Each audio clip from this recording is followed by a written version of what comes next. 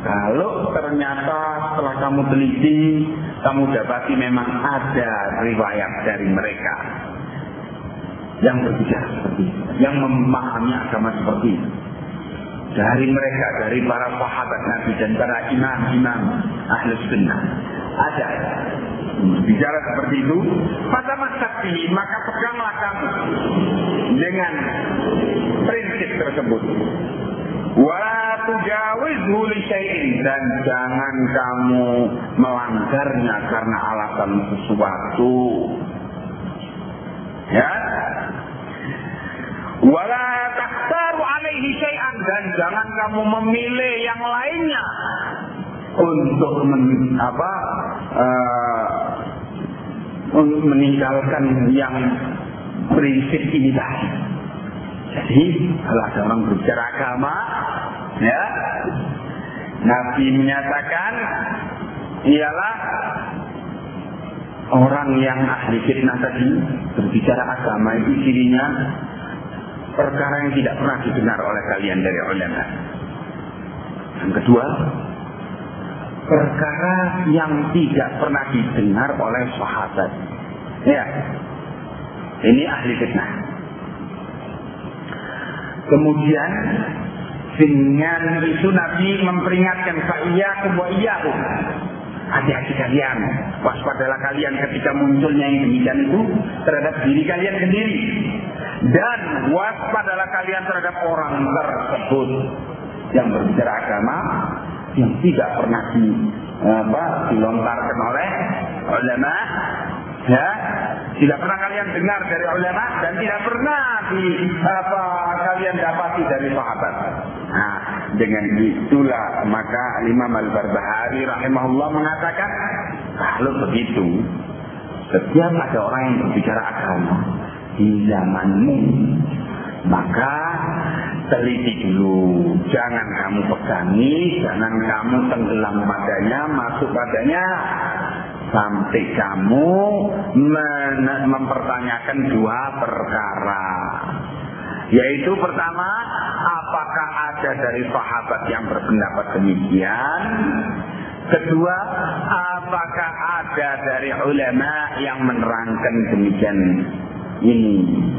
Nah, kalau memang ada riwayat dari keduanya tentang masalah tersebut, barulah kamu pegangi sebagai prinsip keterangan tersebut, dan jangan kamu melanggarnya karena alasan sesuatu, dan jangan kamu memilih yang lainnya meninggalkan prinsip itu tadi. Sebab kalau kamu sampai berbuat seperti itu, meninggalkan prinsip itu karena memilih yang lainnya, atau meninggalkan prinsip itu, melanggar prinsip itu karena alasan sesuatu yang lainnya, fatasqutu finnar, kata Imam Al-Barbahari, niscaya kamu akan terjatuh di neraka. Maka coba hadirin sekalian, di sini Rasulullah SAW memperingatkan, mentahdzir umat dari bahaya ahlul ahwa, dari bahaya orang-orang yang mengekor kepada hawa nafsu. Nah, karena itulah maka diterangkan di sini bahwa sesungguhnya menyikapi ahlul bid'ah itu demikian tegasnya, dan juga bukan saja ahlul bid'ah yang disikapi dengan tegas, tetapi semua yang berkaitan dengan mereka. Maksudnya semua yang berkaitan dengan mereka ialah semua yang bergaul dengan mereka. Kedua, semua yang membela mereka. Ini semua berkaitan dengan mereka. Kemudian ketiga, semua yang menimba ilmu dari mereka, atau istilahnya di dalam Al-Quran, sama'una lahum, orang-orang yang senang mendengarkan keterangan dari mereka. Ini adalah pihak-pihak yang terkena polusi penyakit bid'ah dari ahlul bid'ah itu. Sehingga takdir itu peringatan memperingatkan umat dari ahlul bid'ah itu bukan hanya dari ahlul bid'ah saja, tetapi dari ahlul bid'ah dan juga dari segenap yang berkaitan dengan mereka. Ikhwani fiddin azakumullah, ini yang dipahami oleh para salafun salih ridwanullah alaihim ajma'in, bahwa peringatan Rasulullah SAW seperti tadi dipahami oleh para salafun salih ridwanullah alaihim ajma'in dengan seperti yang demikian. Jadi bukan menyikapi ahlul bid'ah itu saja, tetapi menyikapi semua yang mempunyai keterkaitan dengan mereka. Bahkan tambah lagi, ialah orang yang mempunyai salah satu daripada ciri-ciri mereka, ciri-ciri ahlul bid'ah. Ini juga diperingatkan umat dari orang yang demikian ini. Maka disebutkan di sini riwayat bahwa Ibnu Umar radhiyallahu anhu pernah mendapatkan berita munculnya di negeri Irak ahlul qadar, orang-orang qadariyah yang berpemahaman ingkar kepada takdir. Ini sesat, mengingkari adanya takdir. Ketika disampaikan berita seperti itu oleh Ibnu Umar, maka apa omongan Ibnu Umar? Akhbirhum anni bari'um minhum wa annahum minni bura. Beritahu mereka bahwa saya berlepas diri dari mereka dan mereka pun berlepas diri dari aku. Nah, ini putus hubungan persaudaraan, ukhuwah antara Ibnu Umar dengan orang-orang yang mempunyai pemahaman sesat, yaitu ingkar kepada salah satu daripada rukun Islam, rukun iman, yaitu ingkar kepada keimanan kepada takdir. Ini ahlul bidah. Kemudian disebutkan bahwa mereka mempunyai ciri-ciri ahlul bidah. Mereka mempunyai ciri-ciri, disebutkan antara lain ciri-cirinya oleh Allah di firman-Nya tadi apa? Sok tahu. Berbicara tentang agama apa yang mereka tidak mengerti. Ini ciri yang kelihatan. Kedua, disebutkan, diterangkan lebih detail oleh Rasulullah SAW ciri-cirinya tadi apa? Yaitu mereka berbicara tentang sesuatu perkara agama apa yang tidak pernah yang tidak pernah kalian dengar dari sebelumnya. Ya. Ketiga, mereka berbicara tentang agama apa yang tidak pernah diriwayatkan dari sahabat ataupun tabi'in, sahabat Rasulullah SAW ataupun tabi'in. Ini tiga. Yang keempat disebutkan ciri-ciri mereka itu yaitu mengikuti hawa nafsu. Nah, mengikuti hawa nafsu di dalam beragama. Mereka mau untuk mengikuti satu perintah Allah dan Rasulnya, apa mau mengimaninya kalau kebetulan cocok dengan hawa nafsunya. Mereka akan mencari-cari penolakan, alasan penolakan terhadap agama kalau ajaran agama itu tidak cocok dengan selera hawa nafsunya. Ciri-ciri itu kelihatan sekali pada ahlul bid'ah. Ya. Kemudian ditambah lagi oleh para a'imah sesudah itu. Ciri-ciri mereka ialah membenci salah seorang dari sahabat atau seluruhnya atau sebagian besarnya atau sebagian kecilnya. Ya. Ditambah lagi oleh para a'imah yang lainnya, ciri-ciri mereka itu membenci atau merendahkan salah satu daripada ulama ahlul hadis. Ya, ulama ahlul hadis. Kenapa kok membenci ulama ahlul hadis menjadikan tanda bahwa itu adalah sebagai tanda dia itu adalah ahlul bid'ah? Ya, karena memang yang menyampaikan sunnah itu ialah para ulama ahlul hadis, yang menyampaikan ajaran-ajaran Rasulullah SAW dengan secara akurat kepada kita, dengan sanad-sanad yang akurat, ialah ahlul hadis. Sementara ahlul bid'ah ini akan sangat terhalang ambisinya, sangat terhalang kemauannya untuk mengikuti hawa nafsu di dalam perkara agama oleh ilmu tentang hadis tersebut. Sebab kalau sampai kepada umat ilmu tentang sunnah, fitrahnya umat ini akan lebih mengikuti apa?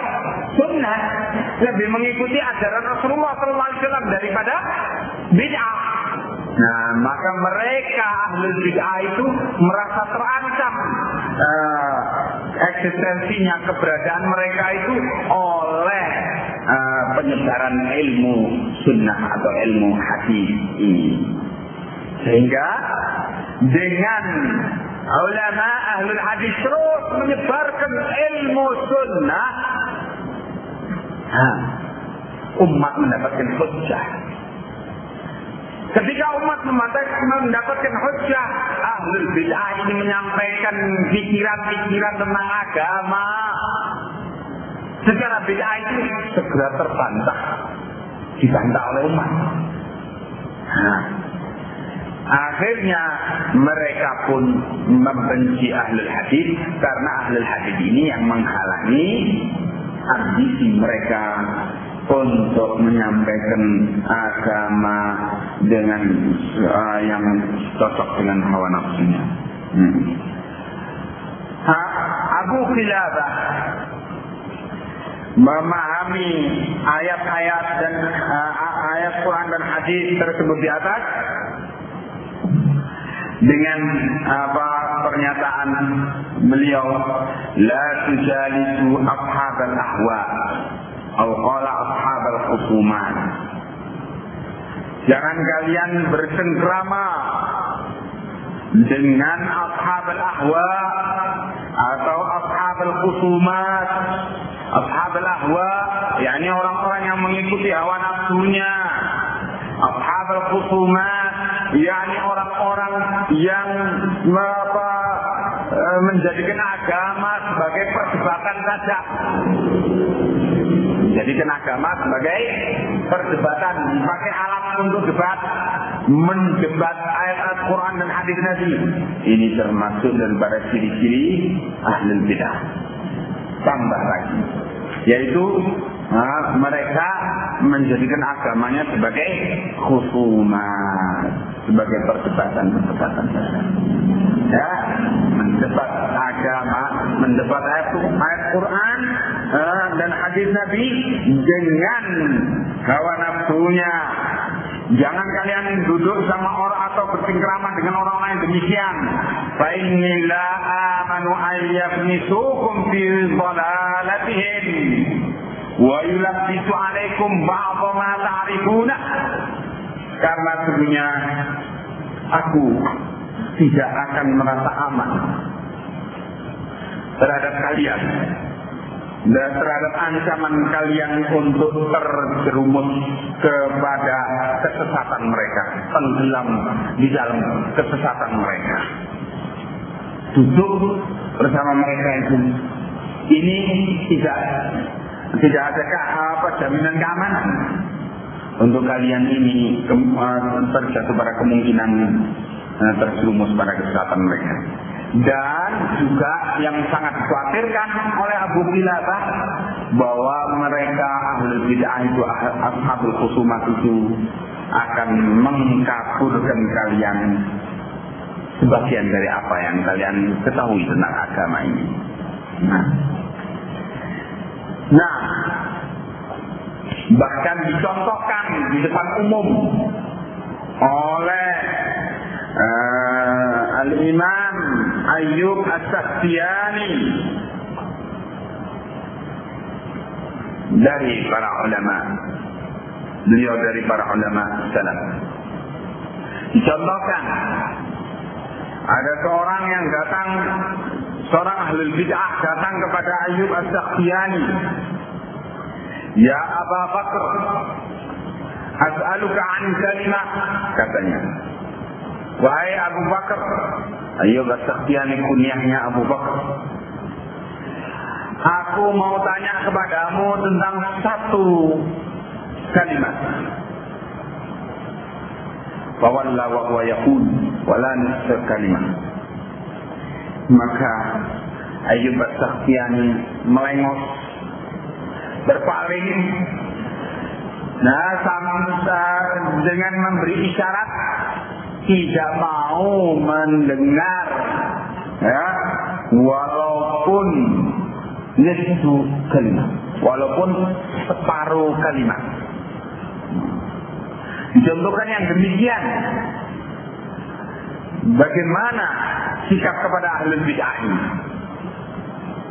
Ya, hadirin sekalian, mengapa kita lihat demikian kerasnya ulama terhadap ahlul bid'ah? Yang ciri-cirinya disebutkan tadi sebagiannya, yang telah ditahdir oleh Allah dan Rasulnya, dan kemudian bagaimana para sahabat mentahdir umat ini dari mereka. Karena memang para ulama lah yang sesungguhnya tahu bahaya yang mengancam umat ini, bahaya yang mengancam agamanya umat ini, sehingga mereka mempunyai sikap begitu kerasnya karena memang bahayanya sangat keras, sangat dahsyat kepada umat ini, di mana umat ini digiring untuk terjangkit penyakit penyakit apa? Zaighun, penyimpangan, dan istihal fitnah, dan menginginkan fitnah. Ini ditularkan oleh ahlul bidah dan dengan jalan yang tidak terasa sama sekali. Tahu-tahu sudah tenggelam, tahu-tahu sudah jauh dari Shiratal Mustaqim. Ini diketahui betul oleh ulama. Ya memang yang tahu duluan ba'dallah, tentunya setelah Allah, yang tahu duluan bahaya yang mengancam fitnah yang mengancam umat ini ialah para ulama. Hal ini diterangkan oleh Ibnu Taimiyah rahimahullah di dalam Minhajus Sunnah, bahwa para ulama itu adalah orang-orang yang pertama kali mengerti adanya fitnah yang sedang mengancam umat ini.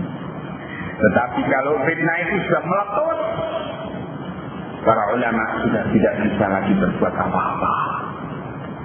Nah, tapi sejak dini, di awal hari, mulai munculnya fitnah ini, cikal bakal fitnah itu, ulama yang tahu duluan. Sehingga ulama memperingatkan dengan keras kepada umat tentang fitnah ini. Tetapi karena masih dalam tingkat yang sangat dini, umat mayoritasnya tidak mengerti, sehingga umatnya bagaimana masa dibesar-besarkan masalah yang sekecil itu. Orang-orang yang tidak mengerti masalahnya sepele begitu, kok masa dibesar-besarkan. Ini masalahnya sebagai tahap awal untuk nanti berkembang terus menjadi sesuatu yang sangat besar. Nah, makanya diterangkan oleh Al-Imam Al-Barbahari rahimahullah, ya, tentang bahayanya bid'ah itu. Dia menyatakan di dalam Syarh Sunnah, wahdar sighar al-muhdatsati min al-umur. Hati-hati kalian dari sighar al-muhdatsat, dari perkara-perkara bid'ah yang kecil. Hati-hati kalian dari bid'ah yang kecil ini dari agama. Fa inna saghiral bid'ah ya'udu hatta yasira kabiran. Karena bid'ah yang kecil itu, ya, tidak kecil terus begitu, tidak kecil terus, tetapi ini berkembang hatta yasira kabiran, sampai menjadi besar bid'ah itu. Nah, apa sigharul muhdatsat itu? Bid'ah yang dianggap kecil. Ada beberapa masalah sigharul muhdatsat. Pertama, sigharul muhdatsat itu ialah bid'ah yang tidak diketahui oleh mayoritas umat. Hanya para ulama saja yang tahu. Mayoritas umat tidak mengerti. Hanya para ulama dan tulabul ilm, orang-orang yang betul-betul takhusus mempelajari ilmu agama ini, harus mengerti. Ini sigharul muhdatsat. Ya, padahal ini besar masalahnya. Tetapi karena tidak diketahui oleh mayoritas umat, sehingga terasa kecil. Ada dari yang demikian ini.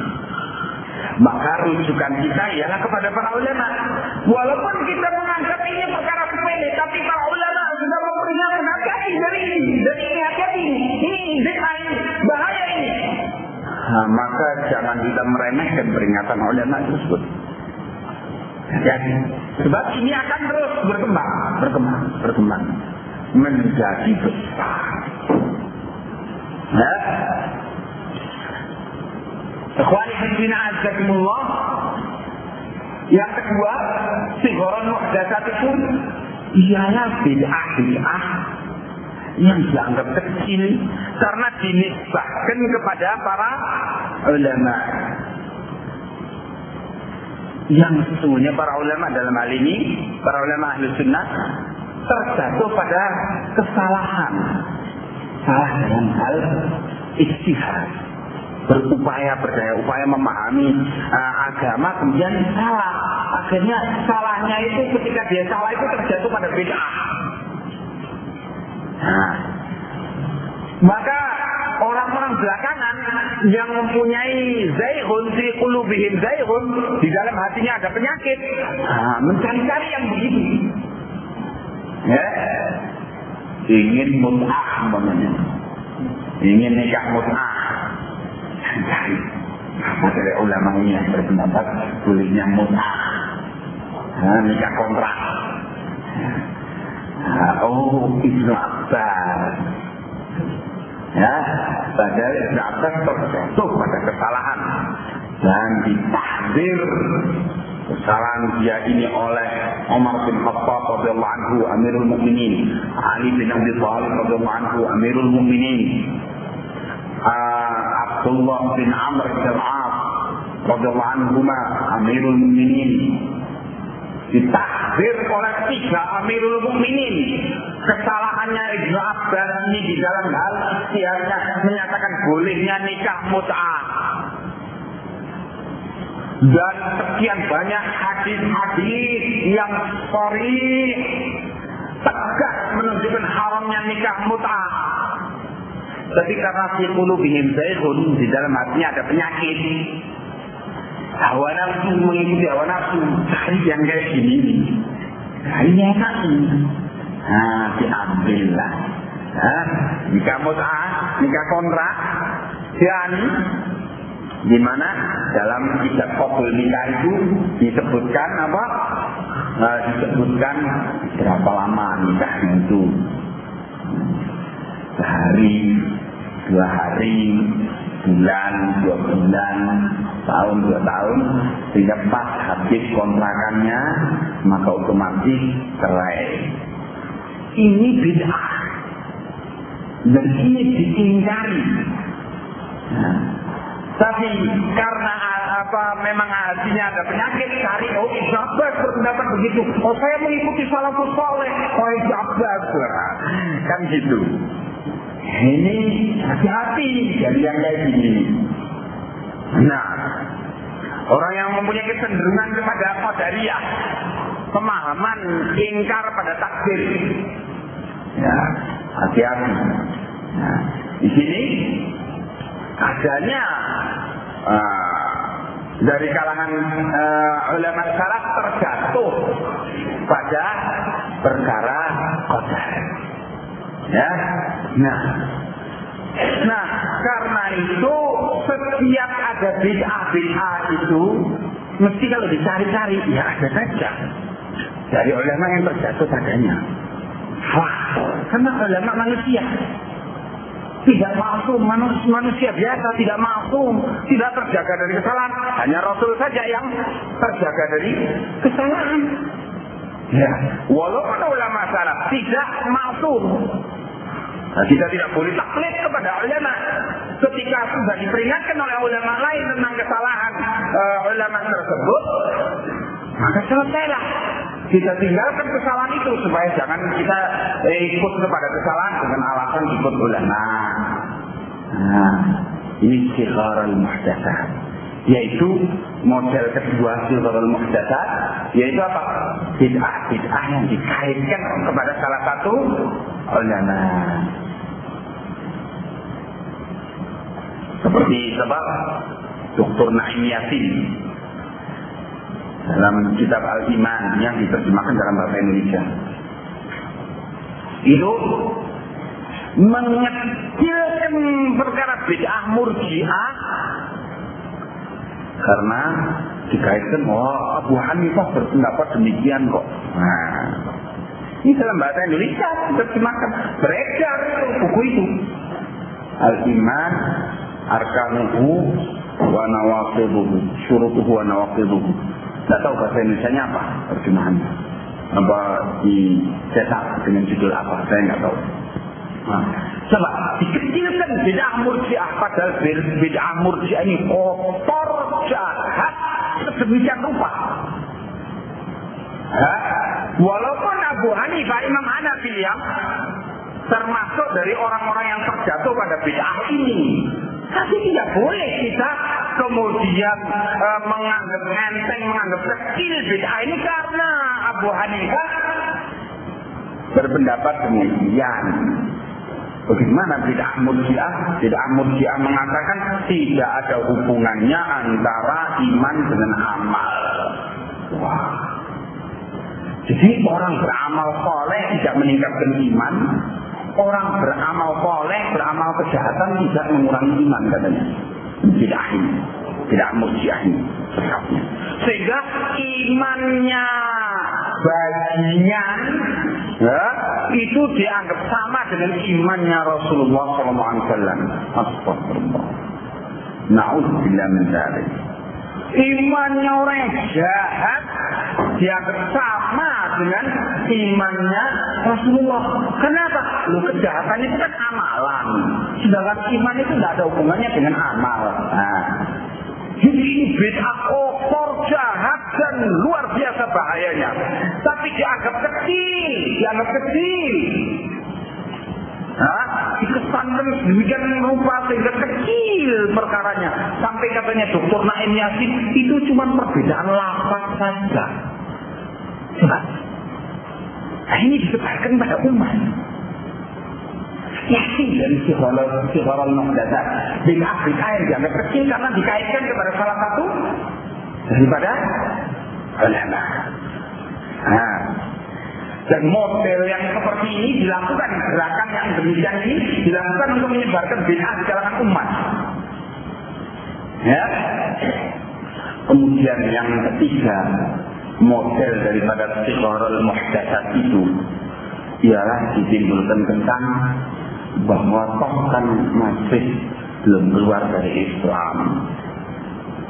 Dianggap ini kecil. Toh belum keluar dari Islam. Toh masih muslimin. Rukun imannya masih sama. Rukun